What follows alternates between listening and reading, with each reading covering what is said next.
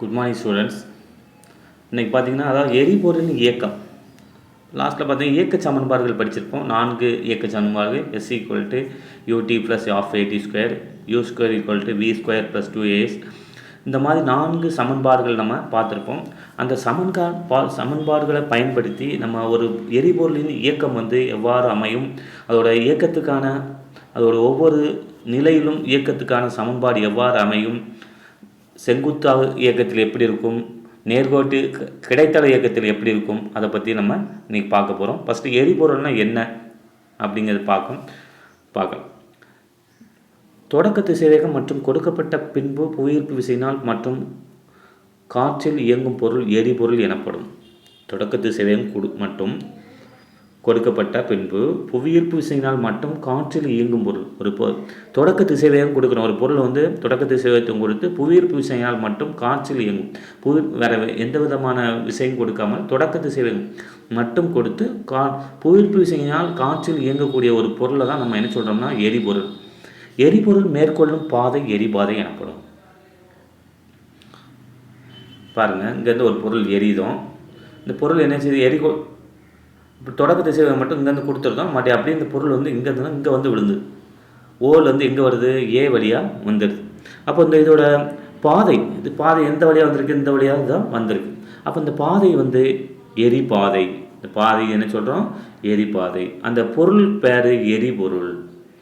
பொருளுக்கு பேர் என்னது, எரிபொருள். இப்போ எரிபொருள்னால் என்ன, ஒரு பொருளை எரியுதோம் புவியீர்ப்பு விசை தொடக்க திசைவேகம் கொடுத்து மறுபடியும் புவியீர்ப்பு விசையினால் மட்டும் இயங்கக்கூடிய அந்த பொருள் தான் எரிபொருள்னு சொல்கிறோம்.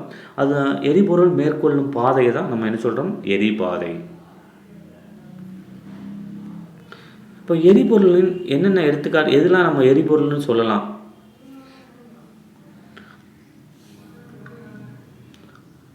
எரிபொருள் இந்த ரீ போடக்கூடாது. இந்த ரீ போட்டால் நம்ம சமையலுக்கு பயன்படுத்தக்கூடிய அந்த எரிபொருளாக மாறிடும். ஸோ அதனால் எரியக்கூடிய பொருள், அதாவது தூக்கி வீசுகிறோம். ஸோ அந்த மாதிரி பொருள் தான் எரிபொருள்னு சொல்கிறோம். இப்போ எரிபொருளுக்கு என்னென்ன எடுத்துக்காட்டுகள், ஓடும் ரயில் ஜன்னலிருந்து கீழே போடப்படும் பொருள் ஒன்று. அப்போ ஒரு ரயில் ஓடிக்கிட்டே இருக்குது. அப்போ அது ஜன்னல்லேருந்து ஒரு பொருளை கீழே போடுது. அப்போ அது ஒரு எரிபொருள். அடுத்து பார்த்திங்கன்னா செகண்ட் ஒன், துப்பாக்கிலேருந்து வெளிவரும் குண்டு. துப்பாக்கிலேருந்து ஒரு குண்டு வெளிவருது. அது எரிபொருளுக்கு எடுத்துக்காட்டாக நம்ம சொல்லலாம். அடுத்து பார்த்திங்கன்னா ஏதேனும் ஒரு திசையில் வீசி எறியப்படும் பந்து. அடுத்து தடகள வீரர் எரியும் ஈட்டி அல்லது குண்டு வீசுதல், ஈட்டி எறிதல்னால் தடகள வீரர் பயன்படுத்துவாங்க. அப்போ அது நமக்கு எரிபொருளுக்கு எடுத்துக்காட்டு. அடுத்து பார்த்திங்கன்னா தண்ணீர் தொட்டியின் அடிப்பகுதியில் உள்ள குழாயில் வழியாக பீச்சி அடிக்கும் தண்ணீர். இது எல்லாமே எதுக்கு எடுத்துக்காட்டுனா எரிபொருளுக்கு எடுத்துக்காட்டு. எரிபொருளின் இயக்கமான 2 திசைவேகங்களின் கூட்டு விளைவு என கண்டறியும். அப்போ ஒரு பொருள் எரியும் போது அதில் 2 விதமான திசைவேகங்கள் இருக்குது. அந்த 2 விதமான திசைவேகங்கள் கூடுதல் தான் அதோட இயக்கமாக அமையுது. அப்போ எந்த 2 விதமான திசைவேகங்கள் அப்படின்னு பார்க்கலாம். காற்று தடை இல்லாத நிலையில் கிடைத்தள திசையில் உள்ள மாறா திசைவேகம் ஒன்று கிடைத்தள திசை. அடுத்து புவியீர்ப்பு விசையினால் சீராக மாறும் அதிகரிப்பு அல்லது குறைவு செங்குத்து திசைவேகம். அப்போ 2 விதமான திசைவேகம், ஒன்று கிடைத்தள திசைவேகம், அடுத்து பார்த்திங்கன்னா செங்குத்து திசைவேகம்.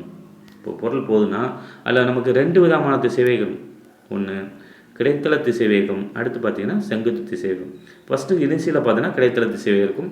அதுக்கடுத்து பார்த்திங்கன்னா செங்குத்து திசைவேகம். அப்போ 2 விதமான திசைவேகம், கிடைத்தள திசைவேகம், செங்குத்து திசைவேகம். அப்போ 2 திசைவேகமும் நம்ம அந்த 2 திசைவேகங்கள் கூடுதல் தான் நமக்கு தொகுபயன் திசைவேகமாக அமையும்.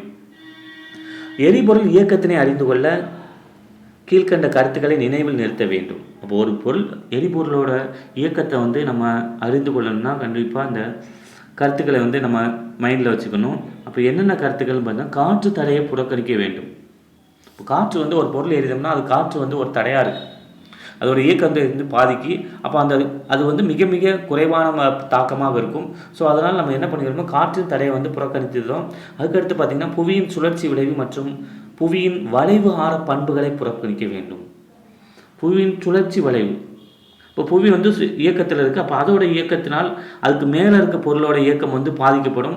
அப்போ அந்த பாதிப்பானது மிக குறைவாக இருக்கும். ஸோ அதனால் நம்ம என்ன பண்ணுறோம், அதோட இயக்கத்தை நம்ம புறக்கணிச்சிருக்கோம். அடுத்து பார்த்திங்கன்னா எரிபொருளின் இயக்கம் முழுவதிலும் புவியீர்ப்பு முடுக்கத்தின் எண் மதிப்பு மற்றும் திசை மாறாது.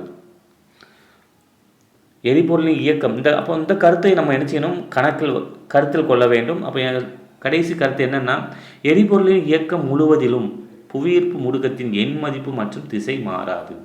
இப்போ எண் மதிப்பும் புவியீர்ப்பு முடுக்கத்தோட எண் மதிப்பு, புவியீர்ப்பு முடுக்கம் நம்ம மதிப்பு பார்த்திங்கன்னா 9.8, அதுக்கு நம்ம கான்ஸ்டன்ட். அப்போ அந்த மாதிரி மதிப்புகள் வந்து எண் மதிப்பு வந்து மாறாது அப்படிங்கிறத சொல்கிறாங்க.